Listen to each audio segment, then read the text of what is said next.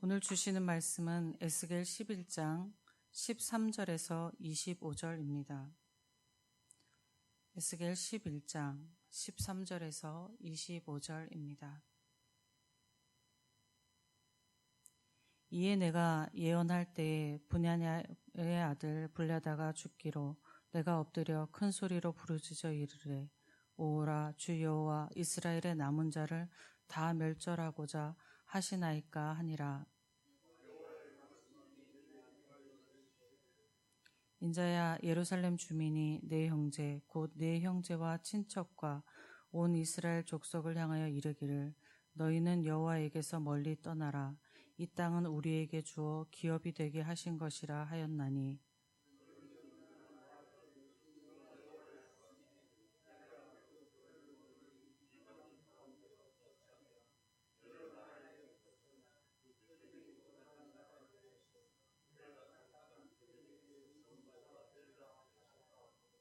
너희는 또 말하기를 주 여호와의 말씀에 내가 너희를 만민 가운데에서 모으며 너희를 흩은 여러 나라 가운데에서 모아내고 이스라엘 땅을 너희에게 주리라 하셨다 하라.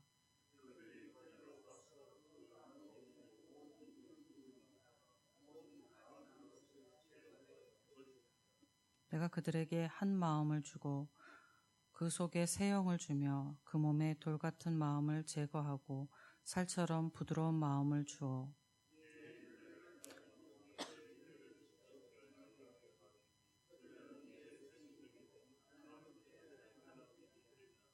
그러나 미운 것과 가증한 것을 마음으로 따르는 자는 내가 그 행위대로 그 머리에 갚으리라. 나 주 여호와의 말이니라.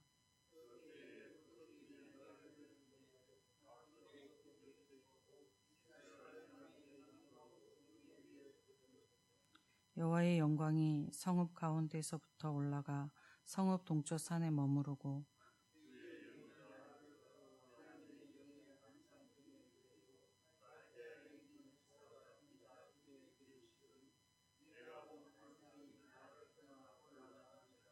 내가 사람인 자에게 여호와께서 내게 보이신 모든 일을 말하니라. 아멘. 오늘의 본문에서도 에스라에게 환상이 이어지고 있습니다. 에스겔은 환상 중에 이스라엘의 고위 관료였던 블랴다의 죽임을 목견한 후 이스라엘 백성이 멸절할 것을 탄식합니다. 블랴다의 이름의 뜻은 여호와께서 구원하셨다입니다. 그러나 그는 이름과 같은 구원받은 자로서의 삶을 살지는 않았습니다. 어제 읽었던 1절에 보면 블랴다는 불의한 자를 불의를 품은 자였고 악을 꾀하는 자라고 소개합니다. 블랴다의 이름의 의미와 그의 삶의 행위가 상반되었던 모습은 이스라엘의 모습입니다. 이스라엘은 하나님께서 애굽에서 건져내시고 지금까지 환난 가운데서 구원하여 주신 하나님의 구원의 백성이었습니다. 그러나 구원받은 그들이 하나님께 불의를 넘어 극악한 패역을 지속하며 저질렀습니다. 그들의 행위는 하나님의 구원받은 백성으로서의 명칭과는 상반된 모습이었습니다. 이런 의미로 보면은 블랴다의 죽음은 여호와께서 구원하셨다라는 이름을 가진 블랴다의 죽음의 사건은 이스라엘 백성들에게 닥칠 환난, 이제 하나님의 심판에 구원이 없으며 그들이 멸망을 당하고 말 것임을 암시하기 때문에 에스겔이 탄식하였던 것입니다. 또 13절에서 에스겔은 탄식하며 이렇게 말합니다. 주 여호와여 이스라엘의 남은 자를 다 멸절하고자 하시나이까 하며 하나님께 이스라엘의 구원을 호소합니다. 이런 에스겔의 구원의 호소와 달리 당시 이스라엘에 남아있던 사람들의 모습은 아주 또 달랐습니다. 에스겔이 환상을 볼 때 당시는 이스라엘이 아직 멸망하기 전이었습니다. 멸망하기 전이었지만 두 번에 걸쳐서 바벨론 침입을 당하였고 이로 인해 바벨론에 잡혀간 포로들이 있었습니다. 바벨론에 잡혀간 포로인 이스라엘 사람들이 있었고, 예루살렘에는 예루살렘에 남아있는 이스라엘 사람들이 있었습니다. 근데 예루살렘에 남아있는 자들이 바벨론의 포로로 된 동족들을 향하여 너희는 하나님께 버림받았다고 이야기하는 것입니다. 그러면서 그들에게 여호와에게서 멀리 떠나라. 하나님이 주신 이 가나안 땅은 자기들에게 주신 것이다 라고 하는 것입니다. 예루살렘에 남은 자들은 자신들은 하나님의 보호를 받아서 예루살렘에 남아있다고 생각한 것 같습니다. 그런데 이때 예루살렘을 생각해 보면 예루살렘이 번성하거나 아주 뭔가 환경이 좋을 때가 아니었습니다. 두 번의 바벨론 침입으로 인하여서 가족 중에는 죽은 이가 있고 주위에는 가족을 잃은 이가 있고 또 포로로 잡혀간 가족을 잃는 이가 있고 먹고 사는 환경은 극악히 열악했습니다. 하나님의 심판의 시작이었고 하나님의 심판의 예고가 있었음에도 그들은 자신들은 하나님의 보호를 받았다. 잡혀간 저들이 하나님께 버림을 받았다라고 생각하는 것입니다. 어떻게 그렇게 생각할 수 있는가라는 생각을 하게 합니다. 또 적국의 침입을 당해 동족이 포로로 잡혀간 것을 보면 그 마음에 슬픔과 안타까움, 잡혀간 이들에 대한 동정이 있어야 할 것 같은데 그 잡혀간 동족 중에는 자식이나 자신의 친척이나 아니면 자신과 함께했던 이웃이 있었을 것인데 그들은 그렇지 않았습니다. 오히려 예루살렘에 남은 자들은 교만하였고 잡혀니까 이들을 향해서 너희는 하나님의 유업으로부터 배제되었다라고 지적합니다. 예루살렘에 남은 자들이 포로된 동족을 향해 저주하듯 하는 행태에서 그들의 내면에는 하나님의 선과 하나님의 의가 없고 악함만이 가득함을 우리는 알 수 있습니다. 예루살렘에 남은 자들은 자기 내면에 자기 죄는 보지 않고 당장에 자신들이 둘러싸이는 외적의 조금 좋은 상황만을 보고서 자기들이 의로워서 하나님이 우리를 보호하신다라고 하는 것입니다. 이러한 이들의 모습은 죄악의 일면의 특성이라고 하겠습니다. 죄악은 자신의 내면에 있는 악은 보지 않고 자신을 둘러싼 자신의 환경을 자기의 유익한 대로 해석하고 자신의 환경을 하나님의 뜻이대로 된 양 떠들어대게 합니다. 그러고는 자기의 그 악한 잣대로 타인을 판단하고 비판하게 합니다. 예루살렘에 남은 자가 자기가 의로운 양 주장하며 하나님이 자신들에게 그 땅을 주신 것이라 주장하지만 16절 17절에 보면 하나님께서는 오히려 바벨론에 포로된 자들에게 성소가 될 것이며 예루살렘의 거민이 아니라 바벨론에 포로된 이들과 함께 하실 것이라 라고 하십니다. 그리고 이스라엘 땅을 포로된 자에게 흩어져 있는 백성들에게 주겠다라고 말씀하셨습니다. 하나님의 이 예언의 말씀대로 이제 예루살렘 성도 완전히 무너지게 되고 성전마저 무너지게 되고 예루살렘에 남아있던 자들이 심판의 멸망에 이르게 됩니다.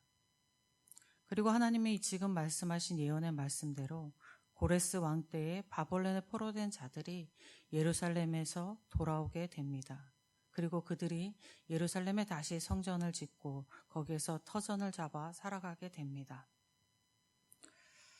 우리는 살아가면서 이런 사람들을 봅니다. 자기의 악함은 무시하고 스스로를 의롭다고 주장하며 타인을 경멸하고 비난하는 사람을 보게 됩니다. 그 악한 면모를 보면서 우리는 하나님이 벌을 주셔서 그가 자기 악함을 좀 알았으면 좋겠다라는 생각을 합니다. 좀 심판을 받았으면 좋겠다라는 생각을 하게 됩니다. 그러나 오늘 말씀에서 깨닫게 되는 것은 만약 그런 악인을 보게 된다면 그들을 비난하고 그들이 심판을 받았으면 좋겠다 할 것이 아니라 그들에게 하나님의 의가 없음을 불쌍히 여기며 그들이 죄악에서 구원받기를 기도해 주어야 하겠다람을 깨닫습니다. 왜냐하면 그들의 악의 끝, 교만의 끝은 하나님의 심판이기 때문입니다. 악에서 돌아서지 않는 자에게는 회복이 없고 그 끝은 하나님의 심판뿐입니다. 타산지석이라는 말이 있습니다. 우리는 자기 죄를 무시하고 의롭다 착각하는 그들을 통해서 나 자신은 그렇지 않은가 돌아보아야 하겠습니다. 우리가 가지고 있는 전부가 그렇지 않더라도 우리의 일면에서는 나의 죄악은 무시하고 나의 죄악은 묻어두고 다른 이의 죄악만 비판하고 있지는 않는가 한번 보아야 하겠습니다.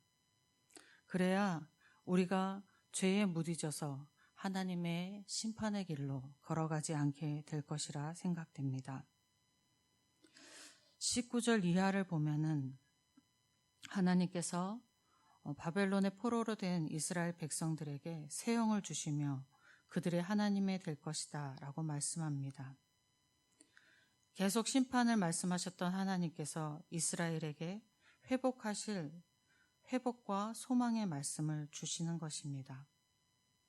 이는 하나님의 배반한 백성들을 심판하지만 아주 버리지는 않으셨다는 회복입니다. 하나님의 사랑의 말씀인 것입니다. 하나님의 사랑의 말씀과 함께 오늘 하나님께서 완전히 예루살렘을 떠나는 것이 기록되어 있습니다. 심판은 하시지만 아주 버리시지 않는 이 하나님의 끝없는 사랑 때문에 예수 그리스도께서 이 땅에 오셨고 이 하나님의 사랑 때문에 스스로 의로울 수 없는 자인 저와 여러분이 하나님 앞에서 살아가고 있는 것입니다.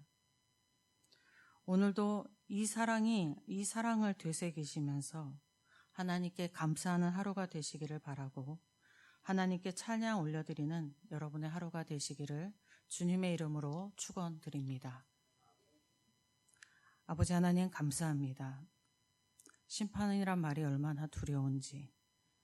그러나 아버지 하나님 그 심판의 말보다 더 두려운 것은 우리가 우리 스스로 죄에 무뎌져 있는 것, 나의 죄는 보지 않고 아버지 하나님 타인을 비판하고 비난하는 것이 더 무서운 것임을 오늘 말씀을 통해서 봅니다. 우리 자신을 살펴보는 저희가 되게 하여 주시옵시고 나 자신을 바라보고 내가 지금 있는 것은 나의 의로움이 아니라 하나님의 사랑 때문임을 끝까지 끊임없이 사랑하시는 사랑 때문임을 다시 한번 돌아보게 하여 주시옵소서. 그래서 그 사랑에 감사 올려드리고 찬양 올려드리는 저희의 삶이 되게 하여 주시옵소서. 오늘도 우리를 은혜 가운데 회복시키시며 하나님의 은혜로 살게 하시는 예수 그리스도의 이름으로 기도드립니다. 아멘.